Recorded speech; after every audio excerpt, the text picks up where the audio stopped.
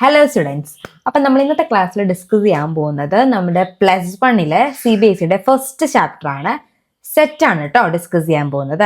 അപ്പം നമുക്ക് സെറ്റിന്റെ ഇൻട്രൊഡക്ഷനിലോട്ട് ഒന്ന് പോകാം. എന്താണ് സെറ്റിന് നമ്മൾ യൂസ് ചെയ്യുന്നത്, സെറ്റ് എന്തിനൊക്കെ യൂസ് ചെയ്യുന്നു എന്നാട്ടോ പറയുന്നത്.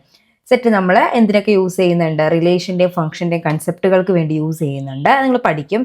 പിന്നെ നമ്മൾ ജോമെട്രി, നമ്മുടെ സീക്വൻസ്, പ്രോബബിലിറ്റി ചാപ്റ്ററൊക്കെ നമ്മൾ പഠിച്ചിട്ടുണ്ടല്ലോ.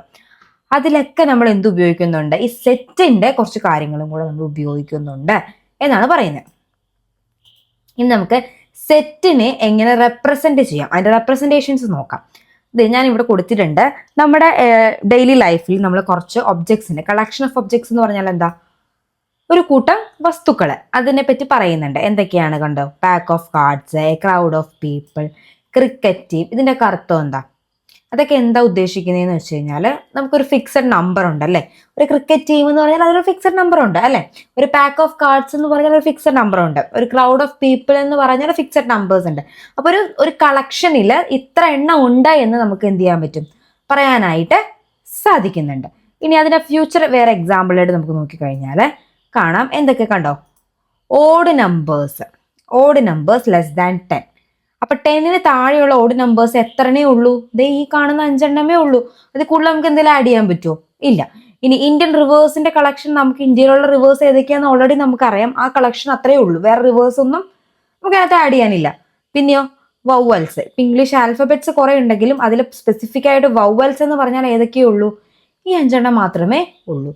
അപ്പൊ എല്ലാം എന്താണ്, സ്പെസിഫിക് ആണ് അല്ലെ, എത്ര എണ്ണം ഉണ്ട് അല്ലെങ്കിൽ ഡെഫിനിറ്റ് ആണ്. മനസ്സിലായോ അതിന്റെ അർത്ഥം എന്താന്ന്? അതാണ് നമ്മൾ അടുത്ത് പറയുന്നത്. ഈ തന്നിരിക്കുന്ന എല്ലാ എക്സാമ്പിളുകളും എന്താണ്, വെൽ ഡിഫൈൻഡ് ആണ് എന്ന് പറഞ്ഞാൽ എന്താണ്, ഇപ്പൊ ഞാൻ നേരത്തെ പറഞ്ഞ കാര്യങ്ങൾ തന്നെ അതിനകത്ത് എന്തൊക്കെ ഒബ്ജക്ട്സ് ഉണ്ട്, എന്തൊക്കെ ഉണ്ട് എന്ന് കൃത്യമായിട്ട് അതിനകത്തുണ്ട്. കൂടുതലൊന്നും നമുക്ക് അതിനകത്ത് എന്ത് ചെയ്യാനില്ല, ആഡ് ചെയ്യാനില്ല. ഇപ്പൊ നോക്കിക്കേ, കണ്ടോ, നമ്മളിപ്പോ റിവർ നൈൽ എന്ന് പറയുന്ന റിവർ കണ്ടോ, ആ റിവർ നൈൽ നമുക്ക് എന്ത് ചെയ്യാൻ പറ്റുന്നില്ല, ഈ റിവർ ഇന്ത്യൻ റിവേഴ്സിന്റെ ആ ഒരു ഇതിലേക്ക് കളക്ഷനിലേക്ക് നമുക്ക് ആഡ് ചെയ്യാൻ പറ്റുമോ, ഇല്ല. കാരണം എന്താ, നൈൽ എന്ന് പറയുന്നത് ഇന്ത്യയിൽ ബിലോങ് ചെയ്യുന്ന ഒരു റിവർ അല്ല എന്ന് നമുക്കറിയാം. പക്ഷെ സപ്പോസ് നമ്മളിപ്പോൾ ഒരു റിവർ ഗംഗ എടുക്കുന്നുണ്ടെങ്കിലോ അത് ആ കളക്ഷനിൽ ഉണ്ട്. അതാണ് പറയുന്നത്, ഡെഫിനറ്റ് ആയിട്ടുള്ള ആ പറഞ്ഞിരിക്കുന്ന നമ്മൾ കൊടുത്തിരിക്കുന്ന സെറ്റിൽ ബിലോങ് ചെയ്യുന്ന ആൾക്കാർ മാത്രമേ ഉണ്ടാവുകയുള്ളൂ. അതുകൊണ്ടാണ് നമ്മൾ എന്ത് പറയുന്നത്. കുറച്ച് എക്സാമ്പിളും കൂടെ നോക്കാം. ഞാൻ മാം ഇവിടെ ഒരു 3 കാര്യങ്ങൾ പറയുന്നുണ്ട്. ഇതെന്തൊക്കെയാണ് നിങ്ങൾക്ക് അറിയാവുന്നതായിരിക്കും. Integers, natural numbers, integers, rational numbers.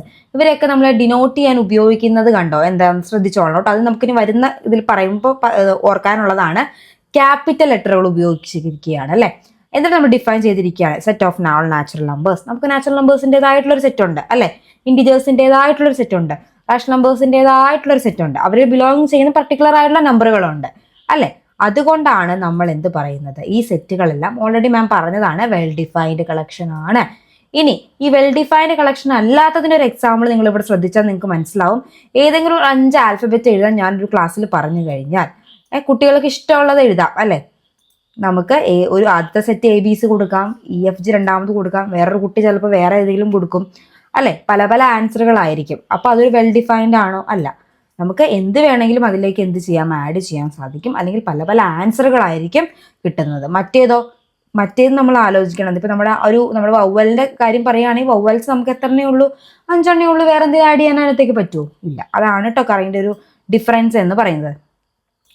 പിന്നെ നമ്മൾ പറയുന്ന പോലെ ഒബ്ജക്റ്റുകളെന്നോ എലമെൻറ്റുകളെന്നോ മെമ്പറുകളെന്നോ ഈ ഓഫ്സെറ്റ് എല്ലാം എന്താണ്, എന്തിനുദ്ദേശിക്കുന്നതാണ്, സിനോണിമസ് ടേമുകളാണ്. അവരെല്ലാവരും ഒരേ പര്യായ പദങ്ങൾ വരുന്ന ആൾക്കാരാണ്. പല പല ഒബ്ജക്ട്സ് എന്ന് പറയും, എലമെന്റ്സ് എന്ന് പറയും, അല്ലെങ്കിൽ നമ്മൾ എന്ത് പറയും, മെമ്പർ എന്ന് പറയും. ഇനി ഞാൻ നേരത്തെ പറഞ്ഞ കാര്യം നിങ്ങൾ ആലോചിച്ചോ. കണ്ടോ, ഞാൻ പറഞ്ഞില്ലായിരുന്നു സെറ്റുകളെ നമ്മൾ എന്ത് ഉപയോഗിച്ചിട്ടാണ് റെപ്രസെന്റ് ചെയ്യുന്നത്, കണ്ടോ, ക്യാപിറ്റൽ ലെറ്ററുകൾ ഉപയോഗിച്ചിട്ടാണ് റെപ്രസെന്റ് ചെയ്യുന്നത്. കണ്ടോ, ഞാൻ ഇവിടെ കാണിച്ചിട്ടുണ്ട്. കണ്ടോ, NM Z Q. കണ്ടോ, സെറ്റുകളെ റെപ്രസെന്റ് ചെയ്യാൻ നമ്മൾ ക്യാപിറ്റൽ ലെറ്ററുകൾ ഉപയോഗിച്ചാൽ അതിനുള്ളിലുള്ള ഇലമെന്റുകൾ, ഇത് ഇമ്പോർട്ടൻ്റ് ആണ്, എലമെന്റുകളെ റെപ്രസെന്റ് ചെയ്യാൻ നമ്മൾ എന്ത് ഉപയോഗിക്കുന്നു, സ്മോൾ ലെറ്ററുകൾ ഉപയോഗിക്കുന്നു. കണ്ടോ, ഞാൻ ഇവിടുത്തെ എക്സാമ്പിളിൽ ഉപയോഗിച്ചിരിക്കുന്നത് കണ്ടോ, സെറ്റിന്റെ ഉള്ളിലുള്ള ആൾക്കാരൊക്കെ എന്താണ്, സ്മോൾ ലെറ്ററുകളാണ്. അപ്പോൾ എന്താണ് മെയിനായിട്ട് പറയുന്ന കാര്യം, നമ്മൾ ക്യാപിറ്റൽ ലെറ്ററുകളാണ് എന്തിനുപയോഗിക്കുന്നത്, സെറ്റിനെ റെപ്രസെന്റ് ചെയ്യാൻ. അതിൻ്റെ ഉള്ളിലുള്ള മെമ്പേഴ്സിനെ അല്ലെങ്കിൽ അതിൻ്റെ ഉള്ളിലുള്ള ലെറ്ററുകളെ നമ്മൾ എലമെന്റ്സിനെ റെപ്രസെന്റ് ചെയ്യാൻ നമ്മൾ എന്ത് ഉപയോഗിക്കും, മെമ്പേഴ്സ് എന്നും പറയാട്ടോ, ഞാൻ ഓൾറെഡി പറഞ്ഞു. എലമെന്റ് എന്നോ ഒബ്ജക്റ്റ് എന്നോ മെമ്പർ എന്നോ പറയാം. എന്തുപയോഗിക്കുന്നു? ചെറിയ സ്മോൾ ലെറ്ററുകൾ ഉപയോഗിക്കുന്നു. അപ്പൊ നമുക്കിനി അടുത്ത് നോക്കാം. അടുത്ത് നോക്കിക്കേ മക്കൾ എന്താ പറയുന്നതെന്ന്. If A is an element of set, അതിന്റെ മീനിങ് എന്താണ്? നിങ്ങൾക്ക് അറിയാലോ, നമ്മൾ സെറ്റിനാണ് എന്ത് കൊടുക്കുന്നത്? ക്യാപിറ്റൽ എ കൊടുക്കുന്നത്. എ എന്ന് പറയുന്നത് ആ സെറ്റിലുള്ള ഒരു എലമെന്റ് ആണ്. അങ്ങനെയാണെങ്കിൽ ആ എലമെന്റ് ആ സെറ്റിൽ ബിലോങ് ചെയ്യുന്നു എന്ന് നമുക്ക് എങ്ങനെ പറയാം? കണ്ടോ, എ ബിലോങ്സ് ടു എ എന്ന് പറയാം. പക്ഷെ അതിന് പകരമായിട്ട് നമ്മൾ ഉപയോഗിക്കുന്ന ഒരു ലെറ്റർ ആണ്, ഒരു സിമ്പൽ ആണ്. എന്ത്? ഒരു ഗ്രീക്ക് സിമ്പൽ ആണ്. നമ്മൾ പറയുന്ന പേരാണ് എഫ്സിലോൺ. ഈ ബിലോങ്സ് ടുവിന് പകരം നമ്മൾ ഉപയോഗിക്കുന്ന ഒരു വാക്ക് എന്താണ്? ഒരു സിമ്പൽ ആണ് എന്ത്?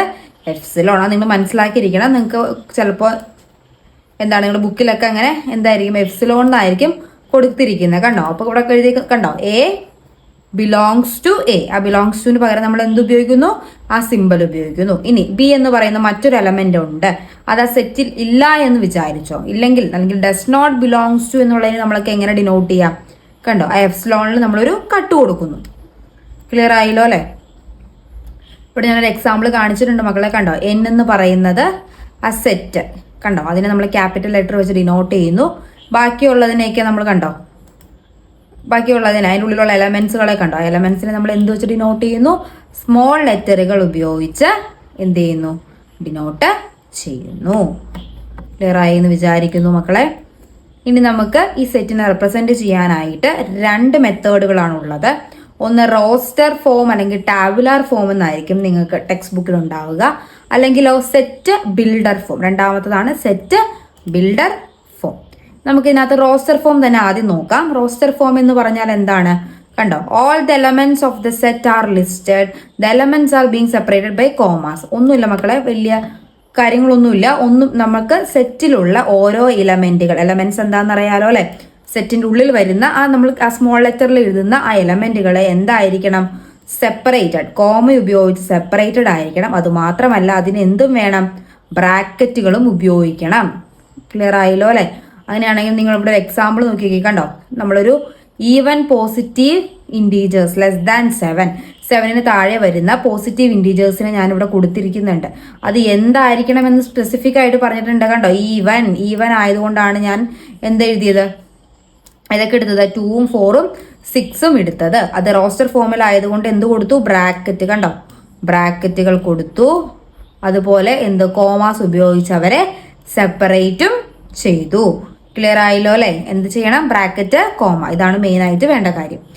കണ്ടോ, നമ്മൾ നാച്ചുറൽ നമ്പർ കണ്ടോ, set of all natural numbers divided which divide 42 ഉപയോഗിച്ച് ഡിവൈഡ്. ഇനി 42നെ ഡിവൈഡ് ചെയ്യാൻ പറ്റുന്ന നാച്ചുറൽ നമ്പറുകളെല്ലാം നമ്മളിവിടെ എഴുതി വെച്ചിട്ടുണ്ട്. ഏതൊക്കെയാണ്? 1 കൊണ്ട് 2 പറ്റും, 3 പറ്റും, 6 ഒക്കെ 42 വെച്ച് നമുക്ക് എന്ത് ചെയ്യാൻ പറ്റും? 42 വെച്ച് ഡിവൈഡ് ചെയ്യാനായിട്ട് സാധിക്കും അല്ലെ? അല്ലെങ്കിൽ ഈ നമ്പറുകളെല്ലാം 42ന്റെ ഫാക്ടറുകളാണെന്ന് നമുക്ക് പറയാം അല്ലേ? ഓക്കെ, അങ്ങനെയാണെങ്കിൽ നമുക്ക് എന്ത് പറയാം? ഓൾറെഡി ഞാൻ പറഞ്ഞ കാര്യങ്ങൾ ജസ്റ്റ് ഒന്ന് ഇവിടെ വന്നിരിക്കുന്നതാണ് കേട്ടോ. അത് നിങ്ങളൊന്നും കൂടെ വായിച്ചു നോക്കുക. കണ്ടോ, നമ്മളിപ്പോൾ പറഞ്ഞ കാര്യം തന്നെ. കണ്ടോ, 42 കൊണ്ട് ഡിവൈഡ് ചെയ്യാൻ പറ്റുന്ന അല്ലെങ്കിൽ 42 ഡിവൈഡ് ചെയ്യാൻ സാധിക്കുന്ന എല്ലാ നമ്പറുകളെയും നമ്മളിവിടെ കണ്ട റോസ്റ്റർ ഫോമിൽ തന്നെ ഞാൻ എഴുതിയിരിക്കുന്ന ബ്രാക്കറ്റും ഉണ്ട്. അത് മാത്രമല്ല കോമകളും ഉണ്ട്. ഒരു പ്രോപ്പർട്ടിയും കൂടി നമുക്ക് റോസ്റ്റർ ഫോമിൽ പറയാം. അതാണ് എന്ത്? ഇൻ ദിസ് റോസ്റ്റർ ഫോമിൽ ഓർഡർ, ഈ വാക്ക് ഇമ്പോർട്ടൻ്റ് ആണ്. ഓർഡർ എന്താണ്? ഇംമെറ്റീരിയൽ ആണ് എന്ന് പറഞ്ഞാൽ എന്താണ്? നമുക്ക് എങ്ങനെ വേണമെങ്കിലും ഓർഡർ മാറ്റി എഴുതാം. ഇവിടെ നമ്മൾ 1 2 3 6 7 14 21 42 എന്നാണെങ്കിൽ നമ്മൾ ഇവിടെ നമ്പറുകളെല്ലാം സെയിം തന്നെയാണ്. പക്ഷെ നമ്മൾ ജസ്റ്റ് എന്ത് ചെയ്തു? നമുക്ക് ഇഷ്ടമുള്ള അനുസരിച്ച് നമ്പറുകളെ ഒന്ന് അറേഞ്ച് ചെയ്തു. ഓർഡർ നമുക്ക് മാറ്റി ചെയ്യാം. ഓർഡറിന് അവിടെ വലിയ ഇമ്പോർട്ടൻസ് ഇല്ല. അപ്പൊ നിങ്ങൾക്ക് വേണമെങ്കിൽ കണ്ടോ, ഓർഡറിന് ഇമ്പോർട്ടൻസ് ഇല്ല എന്ന് പറഞ്ഞു. അടുത്തൊരു പ്രോപ്പർട്ടിയാണ് കണ്ടോ, റോസ്റ്റർ ഫോമിൽ elements are not generally repeated. അതിന്റെ മീനിങ് എന്താ? നമുക്ക് റിപ്പീറ്റേഷൻ വരാൻ പാടില്ല. നമ്മൾ എടുക്കുന്ന എലമെന്റ് ഒരൊറ്റ തവണയെ നമുക്ക് എന്ത് ചെയ്യാൻ പാടുള്ളൂ? എലമെന്റ് എന്ത് ചെയ്യാൻ പാടുള്ളൂ? എഴുതാൻ പാടുള്ളൂ. അതാണ് ഡിസ്റ്റിങ്ക്റ്റ് എന്നുള്ള വാക്ക് പറയുന്നത്. നിങ്ങൾക്ക് ഇവിടെ ഒരു എക്സാമ്പിൾ കണ്ടാൽ മനസ്സിലാവും. സ്കൂൾ എന്ന് പറയുന്ന ലെറ്ററിനെ നമുക്ക് എങ്ങനെ എഴുതാം? കണ്ടോ, SCHOO എന്ന് എഴുതാൻ പാടില്ല. കാരണം എന്താ? ഓ ഒരു പ്രാവശ്യം കൂടെ റിപ്പീറ്റ് ചെയ്യാൻ പാടില്ല. ഓ എന്ന് പറയുന്ന എലമെന്റിനെ എന്ത് ചെയ്യാൻ പാടില്ല? ഒറ്റ തവണമാണ് എഴുതാൻ പാടുള്ളൂ. പിന്നെ നമുക്ക് കണ്ടോ, ഇങ്ങനെ എഴുതാം, അല്ലെങ്കിൽ നമുക്ക് തിരിച്ച് ഇങ്ങനെയും എഴുതാം. കാരണം എന്താ?